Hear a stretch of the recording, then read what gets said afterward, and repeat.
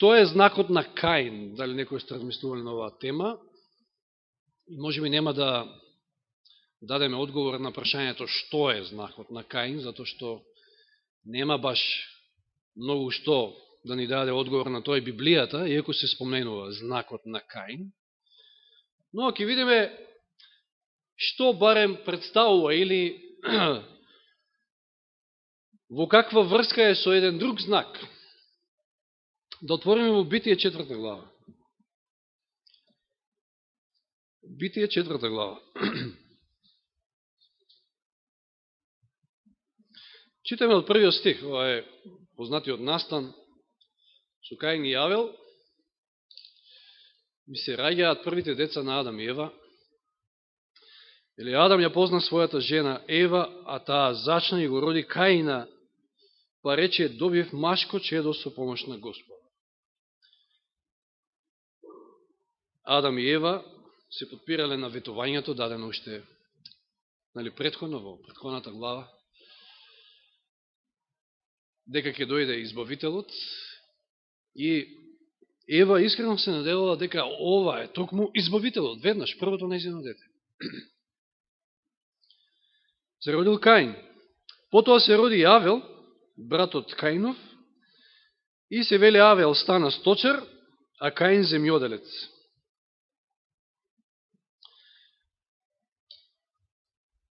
Имаме две деца од исти родители, со исти можности за воспитување, идеални услови за воспитување. Пазите, ова е веднаш после падот во грев, значи, немате вие, неспоредливи се условите денешни со тогашни. А покрај тоа и биле во близина, тука во близина била и се уште Едемската градина. Слушале од прва рака, од Адам и Ева, што се случило, како човештвото паднало во грев. И како што е бива, знаете, денеска често пати луѓето се поставуваат прашање, како бе тоа двајца браќа од иста мајка, од исти татко, едни од ваков, други од инаков. Во денешно време, 6000 години после падот, кога склоности кон грев, колку сакате. Еве ги Авел и Каин, уште на самиот почеток. Кога не биле толку развиени, самиот почеток, после падот во грев, Адам и Ева паднале и сега се случува се раѓа првиот Каин, за кого што Ева сметала дека може би тој е избавителот, но на крај паметна и паѓа дека тоа ќе стане првиот убиец, сушност. Исти можности, идеални услови за развој и на карактер и на се, прекрасни услови се уште за живот, иако не биле во Едем, ама и надвор од Едем не било нешто што може да наликува на ова денешно. Но,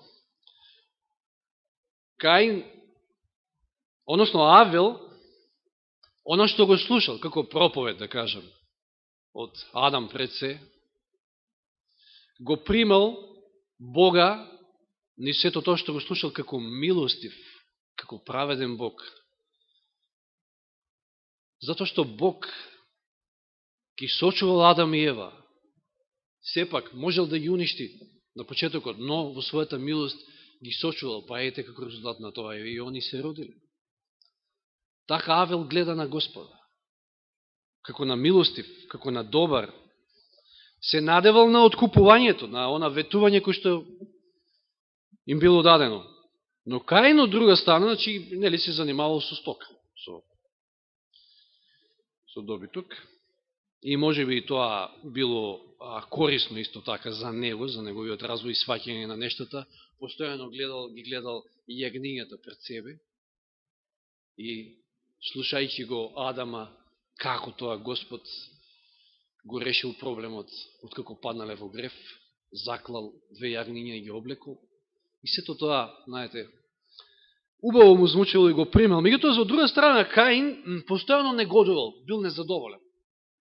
И тој не гледал на Бога како што гледал Авел. Земјоделец, со што си има работа земјоделец? Со коров, со трња, сето она што е со мотика, да, еден од најдобрите лекови за за кичма, за тие работи. Значи си има работа со коров, со трња, постојано копа, се расправа со треви, со проклетството, она што паднало на земјата, го гледа постојано. И размислува и вели, Господе, не си праведен. Зошто јас да морам да се потам, да се мачам, кога некој друг сгрешил? Не сум јас скинал тој плод. Тоа е како размислува Каин. Тоа е двајца браќа, меѓутоа едниот поинаку, другиот поинаку ја прима пораката, ја прима проповедта и она што им е презентирано од прва рака од Адам и Ева. Според него Господ не е праведен. И двајцата биле поучени од прва рака, пак ќе кажам, дека крв мора да се пролее. Без крв нема спасение, нема откуп. И било јасно, кристално јасно и на двајцата. И читаме понатаму, 3 и 4 стих, еден ден Каин му принесе на Господа жртва од плодовите на земјата, а и Авел принесе од првородените на својот добиток и од мрсното. До тука. Значи, Каин, во на своје незадоволство, тој смета дека еднаков е неговиот труд на трудот на неговиот брат, кој што патем и помал, в случајов, и дека доволно ќе бидат плодовите на неговиот труд. И затоа носи, ја верувам дека се било прва класа, мислам, дали имало тогаш втора класа е прашање, значи, тоа било многу рано, веднаш после падот. Кој знае какви краставици, кој знае какви патлиџани, сега малку во македонски термини. Кој знае што се е имало тогаш. Да, органско. Прва класа. Она што тој го произвел. Значи, двајцата имаат олтари и принесуваат. Кој што има од своето. Сметал дека тоа ќе биде доволно. Зошто да мора сега он да зима или да купува, или не знам како би било тоа, од својот брат. Меѓутоа, сето тоа било водено од претходното негово, значи, размислување како тоа тој примал од своите родители. И што гледаме? Што се случува? Господ рекол, значи, што треба да се жртвува, и дека треба да падне крв.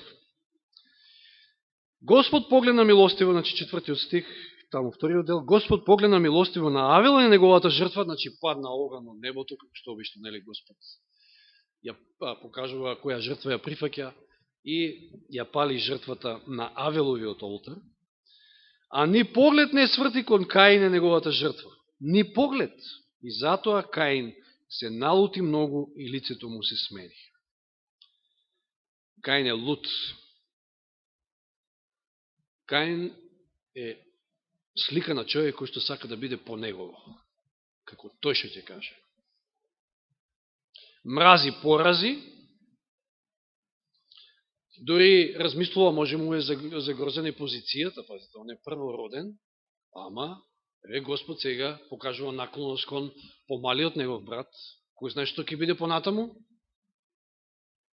и се решава на страшен чекор.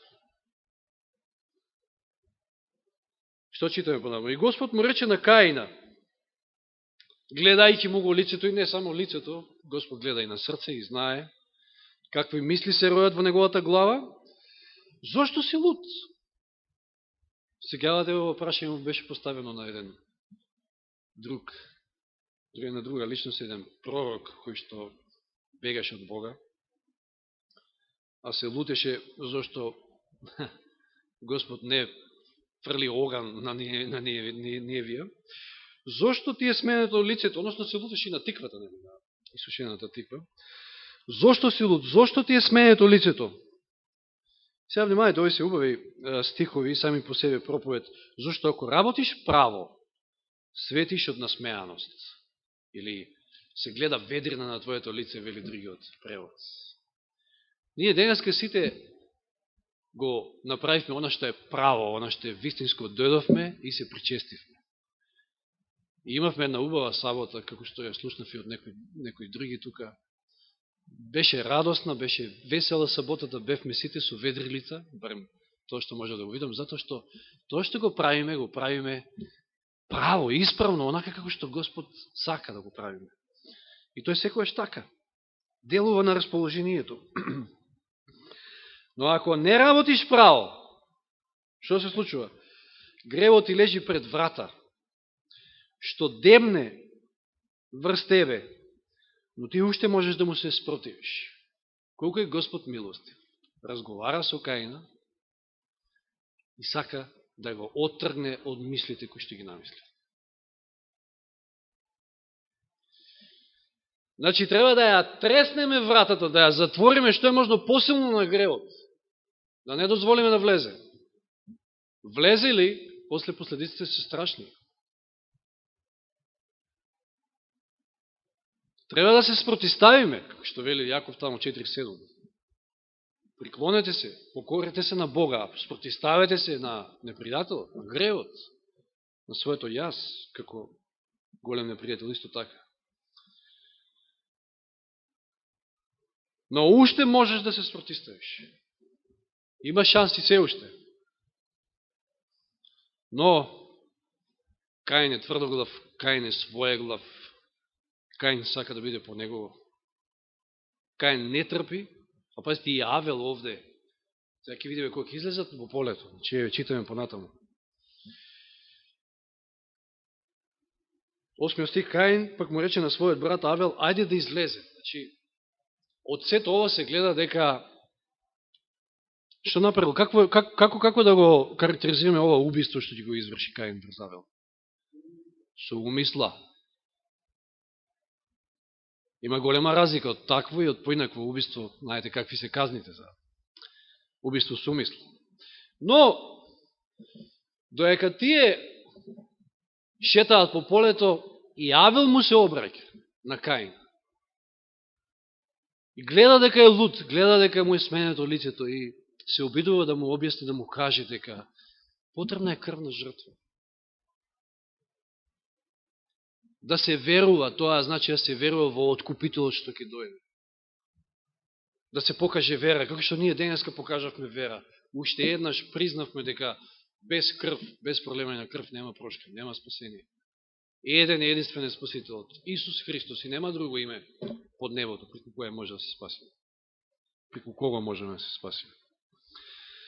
Вели разумот и совеста, Елен Вајд, Патриарси пророци, му велеле, и сега внимавајте, овие се два цитати кои што најавуваат на тоа што може да представува Каиновиот знак, што не е централно нешто што сакаме да го видиме вечерва, најавуваат, но може би не се толку јасни, подосно ќе прочитаме кристално јасен цитат. Значи, овие два цитати се од Патриарси и пророци. Разумот и совест му велеле дека Авел е во право. Значи, разумот и совеста кај Каин. Но се лутел што оној, внимавајте, но се лутел што оној кој обично му се покорувал, се осмелил да му се спротистави. И дека не е на негова страна во случајов, и во налет на јарост губил брата си. Значи, него дочитав стикот 8 Каин му рече на својот брат Авел, ајде да излеземе, и откако се најде во полето, Каин скокна на брата си Авел и губи. Откако предходно нели разговараат, и Авел се обидува исто така да делува на него. Чи разумот и совеста му велеле дека Авел е во право, но се лутел што оној кој обично му се покорувал, како помал, се осмелил да му се спротистави во случајов и не зазал негова страна. Кажавме, убиство со предумисла. Страшно. И зошто го уби?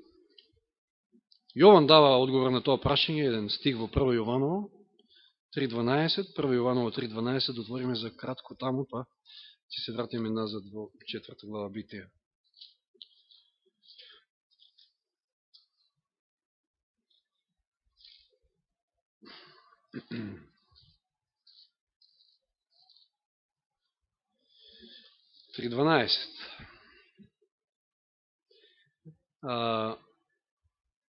Значи, предходно вели да се љубиме еден со друг, а не како што Каин беше од лукавиот и го уби брата си. И зошто го уби? Зошто неговите дела беа зли, а на брата му праведни. Значи сепак имаме поука следната сабота, нема да имаме проповед. Зошто го уби? Зато што на Авела делата беа праведни, а на овој зли. А ќе си изнагледаме вакви ситуации во последно време. Колку што повеќе Божиот народ, оној кој што се посветува, оној верник кој што се посветува, оди во правец на посветување, толку повеќе му смета на оној другиот, кој што фатил друг правец. Па зошто Исус го убиле, еве? Од завист, вели таму, на Пилата му било јасно дека е од завист, затоа што им сметал самата негова појава, неговиот живот и сето на што представувал Исус. Се повеќе и повеќе им сметал.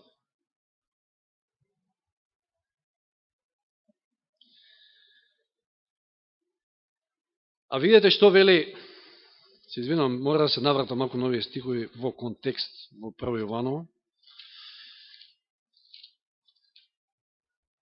Видите што вели понатаму Јован овде. Не чудете се, браќа, зашто неговите дела беа зли, а на брата му праведни.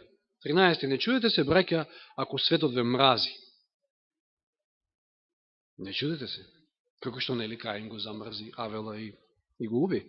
Ние знаеме дека преминавме од смртта во живот, зашто ги любиме браката. Кој не го люби братот свој, тој пребива во смртта. Секој кој го мрази својот брат е човек убиец.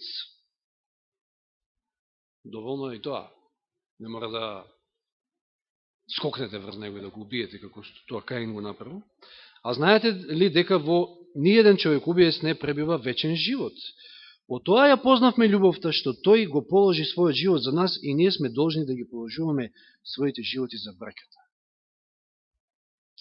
Значи, христијанинот, оној кој што го следи Христа, ќе биде спремен да го положи својот собствен живот за животот на братот, а не па да му го одземе. Она што е сотонски дух и она што го гледаме кај Каин. Слушайте го следниот цитат, кај што исто така наговестува што би представувал Каиновиот знак. Каин, гонет од лошиот дух, кога видел дека не може да господари над Авела, толку многу се разгневил на него што му го одзел живот. Претходно се лутел затоа што овој кој што обично му се покорувал, не му се покорува, му се спротиставил, а сега овде вели, кога видел дека не може да господари над Авела, скокна му и губе. Насетувате што всушност представува Каиновиот знак. Продолжувам понатаму 9 стих. Потоа Господ го праша Каина. Каде е брат ти Авел? Не знам. Лаже. Нормално. Одговори, зар сум јас чувар на својот брат? Оној што го люби својот брат, тој е спремен и животот да го положи ако треба, ама овој другиот не го интересираат браќата и сестрите. Господ продолжува, што направи? Слушај, крвта на твојот брат вика кон мене од земјата, затоа биди проклет на земјата што ја отвори устата, за да ја прими крвта на братот ти од твојата рака. Ти обработуваш земјата, но таа веќе неќе ти го дава својот род. Ти бидеш вечен скитник на земјата.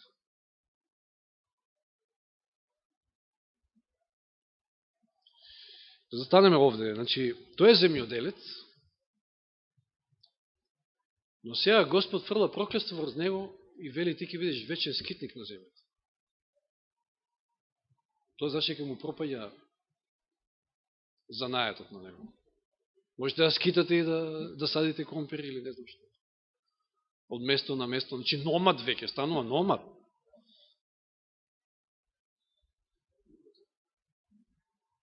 Се му пропаѓа.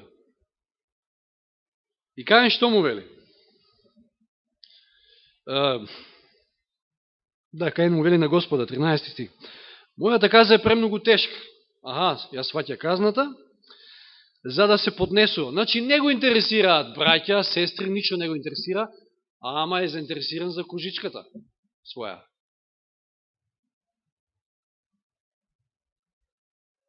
Еве, денес ме тераш од плодната почва, треба да се крием од твоето лице и да бидам вечен скитник на земјата, кој ќе ме најде може и да ме убие. Крвна освета. А Господ му рече, не е толку кој ќе те убие, кој ќе го убие Каина, врз него ќе биде извршена седмократна одмазда. И Господ му стави знак на Каина, за да не го убие некој кој ќе го сретне. И сега, не можеме да дадем одговор на тоа каков е овој знак, што видлив, не видлив, не верувам дека бил видлив. Но, како што нели жигот на зверот не е некој видлив знак, или па печатот Божи. Но, пак ја гледаме големината Господова. Го остава убиецот да живее. Зошто?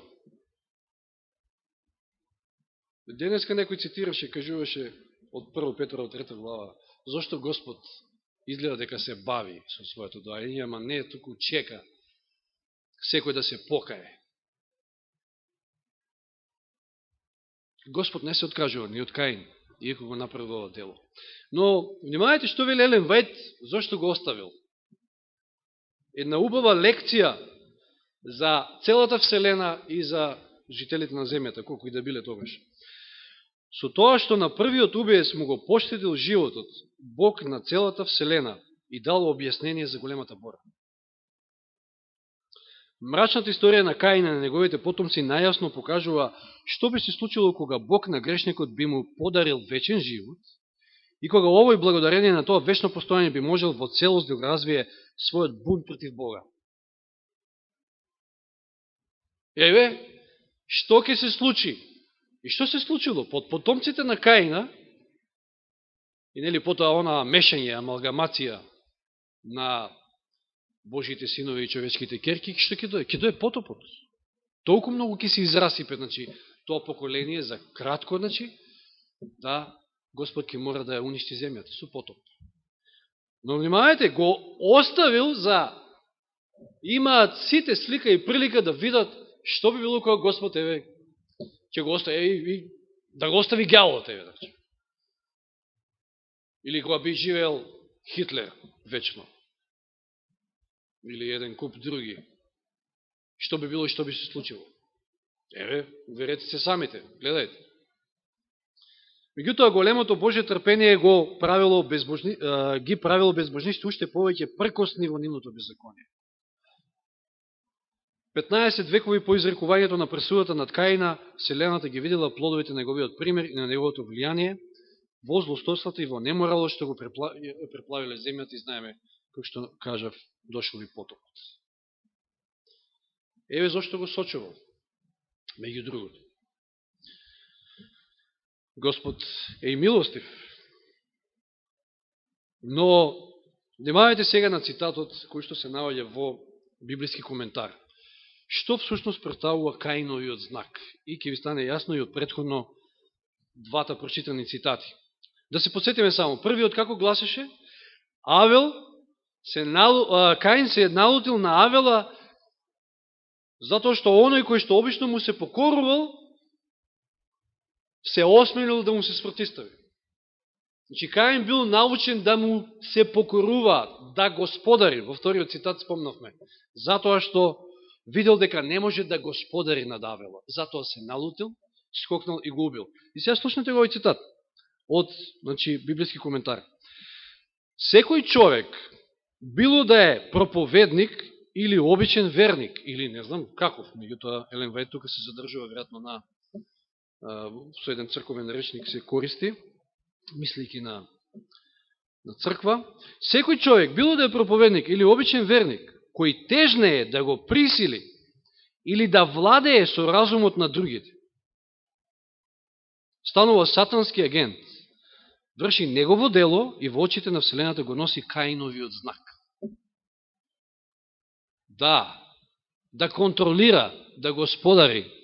Секој човек, било проповедник, верник, било, не знам каква позиција да имате, кој што тежне е да со сила сака да ве покори, да ве присилува и да владее со вашиот разум, На другите, значи, станува сатански агент, врши негово дело и во очите на Вселената го носи Каиновиот знак.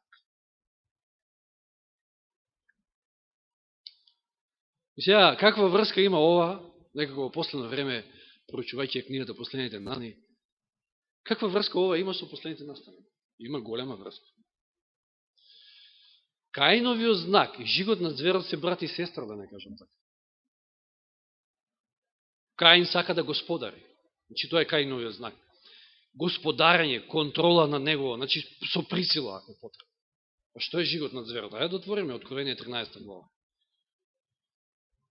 Што ќе прави зверот? Како ќе биде ставен жигот на зверот? Ајде читаме за вториот звер, од 11 стих. 13 глава. И видов друг звер како излегува од земјата, имаше два рога, како кај јагне, зборуваше како змев, и тој ја вршеше власта на првиот звер, пред него и направи земјата и незините жители да му се поклонуваат на првиот звер, чија смртоносна рана беше залечена. Овој звер, навистина, не може да се помери со фактот дека се појавила некоја тамо друга зверка на исток, па сега му ги ремети плановите пак. Па ние на Балканот си страдаме. Затоа што сака се да покори. Таков е, сака да господари. И правеше големи чуда, така што и оган симнуваше од небото на земјата пред луѓето. Тој ги заведуваше жителите на земјата со чудата што му беа дадени да прави пред зверот, велејќи на жителите на земјата да направат лик на зверот, кој имаше рана од меч и остана жив, и му беше дадено да вдахне дух во ликот на зверот, така што ликот на зверот да прозборува, да проговори и да направи да бидат убиени оние кои нема да се поклонат на ликот на зверот, оние кои што се непокорни, како Авел. Да. И направи сите и мали и големи, богати, сиромашни, слободни робови, да им се даде ознака на десната рака или на челото. И никој да не може ниту да купи, ниту да продаде, освен оној кој ја има ознаката, името на зверот или бројот на неговото име. Каиновиот знак, може да кажем. Не дека е тоа едно исто, меѓутоа, гледате какви сличности има.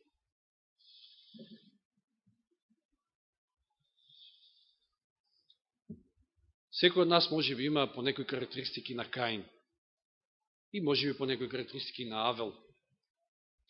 Сите ние се уште се бориме со своји слабости. Но секој оној човек кој што сака да господари над разумот на другиот, го има Каиновиот знак, забравя.